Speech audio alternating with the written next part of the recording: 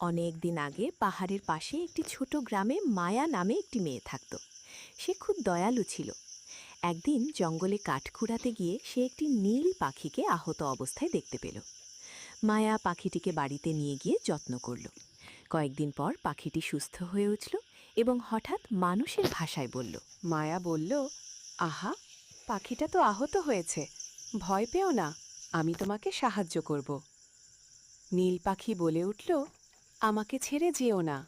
বাড়িতে ফেরার পর মায়ার মা বলল, মায়া, তুমি আবার কি নিয়ে এসেছ? মায়া বলল, মা, পাখিটা আহত হয়েছে, আমি এর যত্ন নিতে চাই। মায়ার মা বলে উঠল, তুমি খুব ভালো মেয়ে, এর যত্ন নাও। কয়েকদিন পরে নীল পাখিটি বলে উঠল, মায়া, তুমি আমার প্রাণ বাঁচিয়েছ। মায়া বলল, তুমি কথা বলতে পারো?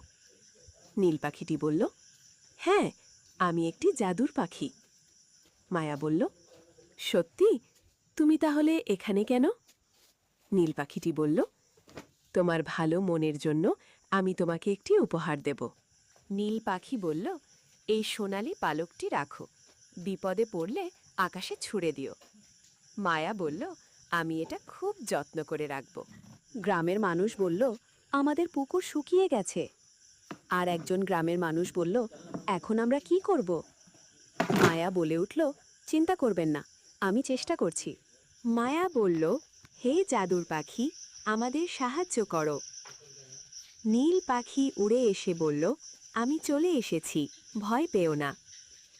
নীল পাখি বলল, আমার সঙ্গে এসো। ঝর্ণা দেখিয়ে নীল পাখি বলল, দেখো, এখান থেকেই পানি বের হবে। গ্রামের মানুষ, পানি, পানি, আমরা বেঁচে গেলাম। গ্রামের প্রধান মায়াকে বলল, তুমি আমাদের গ্রামকে বাঁচিয়েছ। মায়া বলল, আমি একা নই, এই নীল পাখিটাই আমাদের সাহায্য করেছে। নীল পাখি বলল, মনে রেখো, যে অন্যের উপকার করে, জাদু সবসময় তার পাশে থাকে। সবাই নীল পাখিকে ধন্যবাদ দিল।